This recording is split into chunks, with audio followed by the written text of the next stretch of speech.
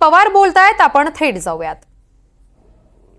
उसका कारण यही है कि लोगों ने वापस हमें मौका देने की हम विनती करने वाले हैं, उनको रिक्वेस्ट करने वाले हैं, क्योंकि आखिर तो जब वोटिंग हो जाता है तो मतदार उनका अधिकार ज्यादा रहता है, लेकिन उनको पिछले दफा पार्लियामेंट के चुनाव में एक हमारे महाराष्ट्र में ऐसा हुआ था, अपोजिशन वालों ने एक नैरेटिव सेट किया था कि ये संविधान बदलने वाले हैं, ये रिजर्वेशन निकालने वाले हैं, ऐसे कुछ कुछ नैरेटिव सेट करके उन्होंने लोगों को गुमनाम बनाया और लोगों ने उनके ऊपर विश्वास रखा और उसकी बहुत बड़ी कीमत हमारे महायुति को चुकानी पड़ी।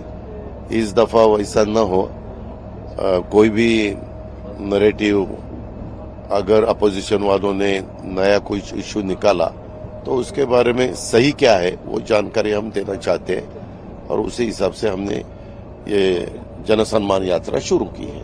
कल उद्धव ठाकरे जी दिल्ली गए थे, राहुल गांधी को मिले, सोनिया गांधी को मिले, इंडिया आघाड़ी की बैठक हुई, क्या लगता है कितना नहीं, वो उनका अधिकार है ना। आखिर क्या है, हमारे यहाँ महाराष्ट्र में महायुति वर्सेस महाविकास आघाड़ी, महाविकास आघाड़ी उनकी तरफ से कोशिश करेंगे, हम हमारी तरफ से कोशिश करेंगे। हर एक की कोशिश यही रहेगी कि ज्यादा से ज्यादा सीटें हर एक की कैसे आनी चाहिए, उसके बारे में सब अपना अपना काम कर रहे हैं। उद्धव ठाकरे जी कहते थे कि महाराष्ट्र दिल्ली के सामने झुकता है, लेकिन अभी वो भी दिल्ली गए हैं। उसके बारे में सभी मुझे कुछ भी बात नहीं करनी है, लोग सब देख रहे हैं। हम जो करते हैं वही कहना चाहते हैं, हम दूसरा कुछ कहने की हमें जरूरत नहीं है। और दूसरों के ऊपर कुछ एलिगेशन करने की, उनको जो सही लगता है वो उन्होंने करना चाहिए, हमें जो सही लगेगा वो हम करेंगे। दादा, मराठीत सांगा का आजपासून जनसंवाद यात्रा नाशिकमध्ये चालू होते, कसा प्रतिसाद भेटतोय तुम्हाला, काय सांगणार? राष्ट्रवादी काँग्रेस पक्षाने ही जन सन्मान यात्रा सुरू केलेली आहे। आजपासून आम्ही जास्तीत जास्त मतदारसंघामध्ये जाण्याचा प्रयत्न करणार आहे।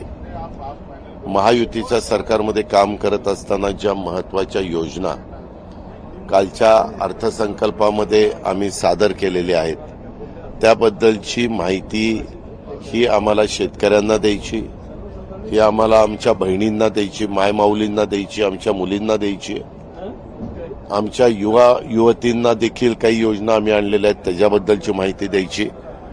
आणि साधारण आम्ही सरकारमध्ये काम करत असताना अनेक वर्ष मागच्या कोणी निर्णय घेऊ शकले नाही। उदाहरणार्थ आरटी असेल, जसं आम्ही सारथी, महाज्योती, बार्टी या संस्था काढून त्या घटकाला त्याच्यातनं न्याय देण्याचा प्रयत्न केलेला आहे। तशा प्रकारे आम्ही मायनॉरिटीच्या करता, अल्पसंख्याक समाजाच्या करता काल मार्टीची स्थापना कॅबिनेटने त्याला मान्यता दिलेली आहे। त्याच्या आधी आरटी म्हणून आमच्या मागासवर्गीय मातंग समाजाच्या करता आम्ही ती संस्था काढलेली आहे। अशा पद्धतीनं समाजातल्या प्रत्येक घटकाला हे सरकार आपला पण विचार करतंय, अशा प्रकारची आमची भूमिका आहे आणि त्याच्यातनं शाहू फुले आंबेडकरांच्या विचारधारेतनं आम्ही सगळेजण पुढे चाललेलो आहे। महाविकास आघाडी मराठा आरक्षण एक नवीन अजेंडा तयार करताय का, नरेटिव्ह तयार करताय मराठा आरक्षण इलेक्शनवरती? नाही, त्या संदर्भामध्ये त्यांना जी भूमिका मांडायची ते मांडू शकतात। आम्हाला जे सांगायचं ते आम्ही सांगू इच्छितो। आम्हाला कुणालाही त्याच्यामध्ये नाराज करायचं नाही, दुखवायचं नाही। सगळ्या घटकाला आम्हाला पुढे घेऊन जायचंय। आम्ही ज्यावेळेस छत्रपती शिवाजी महाराजांचं, शाहू फुले आंबेडकरांचं नाव घेतो त्यावेळेस त्यांनी पण 18 पगड जाती 12 बलुतेदारांनाच बरोबर घेऊन हिंदवी स्वराज्याची स्थापना केलेली होती आणि नंतर शाहू फुले आंबेडकरांनी पण त्यांच्या काळामध्ये त्याच गोष्टीचं समर्थन केलं आणि समाजाला पुढे नेण्याचा प्रयत्न केला। तोच विचार आम्ही देखील राष्ट्रवादी काँग्रेस पक्षाच्या माध्यमातून पुढे नेतोय। मराठा आरक्षण याच्यावरती राजकारण कधी थांबेल, काय विषय होईल याच्यावरती? त्या संदर्भामध्ये प्रत्येकाला जे काही योग्य वाटतं ते आपली भूमिका मांडतात, त्याबद्दल कुणाचाच विरोध असण्याचं कारण नाही। अनेकदा सभागृहामध्ये देखील एकमताने याबद्दलचे निर्णय झाले. सर्व राजकीय पक्षांनी त्यांना पाठिंबा दिला, सभागृहांनी एकमताने पाठिंबा दिला. वेळोवेळी निर्णय घेतले गेले, मागेही घेतले गेले, मधल्या काळामध्ये घेतले गेले, आताच्या काळामध्ये घेतले गेले. परंतु काही निर्णय घेतल्यानंतर दुर्दैवाने हायकोर्टात टिकले नाही, काही निर्णय हायकोर्टात टिकले पण सुप्रीम कोर्टात टिकले नाही. अशा प्रकारच्या घटना मागच्या साधारण 10-1 वर्षाच्या कारकिर्दीमध्ये घडलेल्या आहेत. हे सगळ्यांनी पाहिलेलं आहे. आमचा हाच प्रयत्न आहे की जे काही द्यायचंय ते देत असताना ते समाजाला मिळालं पाहिजे, त्याबद्दल कुणाचं दुमत नाही. परंतु त्याच्यातनं ते देत असताना इतरांच्यावरही कुठं नाराजी राहता कामा नये, ह्या पद्धतीनं आम्ही पुढे चाललोय. शीट शेअरिंग कशी केली जाईल, त्याचा फॉर्म्युला काय ठरला जाईल? शीट शेअरिंग साधारण आता आमच्या तिन्ही पक्षाकडे ज्या ज्या जागा आहेत त्या त्या जागा त्यांच्याकडं ठेवल्या जातील. पण जर काही सिटिंग जागा एक्सचेंज करायच्या असतील तर त्याही प्रकारचं तयारी, मानसिकता ही तिन्ही पक्षांनी आणि त्यांच्या मित्रपक्षांनी ठेवलेली आहे. आता त्याला लवकरच अंतिम स्वरूप दिलेलं आपल्या पाहण्यात येईल आणि त्याच्यानंतर प्रचाराची रणधुमाळी सुरू होईल.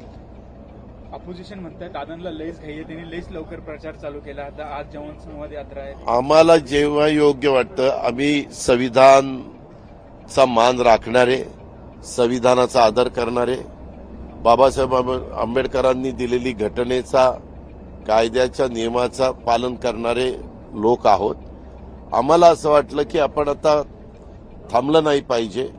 आम्हाला ज्या योजना द्यायच्या होत्या त्या आम्ही जाहीर केल्या. योजनांची कार्यवाही चालली आहे. लाभार्थी फॉर्म भरून देत आहेत, तेही काम चाललेलं आहे. कधीतरी कुठंतरी थोडंसं अडचण येते, परंतु ती कशी ताबडतोब दूर करता येईल हाही प्रयत्न आम्ही त्या बाबतीमध्ये करतोय. ऑनलाईन असल्यामुळं कधी खूप मोठ्या प्रमाणावर जर अर्ज भरले गेले तर कधी कधी तिथं अडचण निर्माण होते. त्याकरता ह्याच्यातनं कुणीही वंचित राहू नये. जे नियम आहेत त्या नियमाच्या बाहेरचा कुणी लाभार्थी त्याच्यामध्ये येऊ नये. खरोखरी ज्या घटकाच्या करता आम्ही लाभ देतोय त्या लाभार्थीला तो लाभ मिळावा. आणि हे देत असताना सर्व जाती धर्माच्या आमच्या बहिणींना, मायमाऊलींना, आमच्या मुलींना आम्ही त्याच्यामध्ये कव्हर करण्याचा प्रयत्न केलेला आहे. अर्थात त्यांचं उत्पन्न 2.5 लाखाच्या आतमध्ये असलं पाहिजे. थँक्यू दादा. नमस्ते. माध्यमांशी उपमुख्यमंत्री अजित पवार संवाद साधत होते. यावेळी लोकसभा निवडणुकीवेळी विरोधकांनी खोटे नॅरेटिव्ह सेट केले आणि लोकांनी त्यावर विश्वास ठेवला, त्यामुळे त्याचा आम्हाला फटका बसला. ते खोडून काढण्यासाठी आम्ही ही यात्रा करतोय. अर्थसंकल्पातील योजना लोकांपर्यंत पोहोचवतोय, प्रत्येक घटकापर्यंत पोहोचण्याचा प्रयत्न करत असल्याचं वक्तव्य यावेळी अजित पवारांनी केलेलं आहे.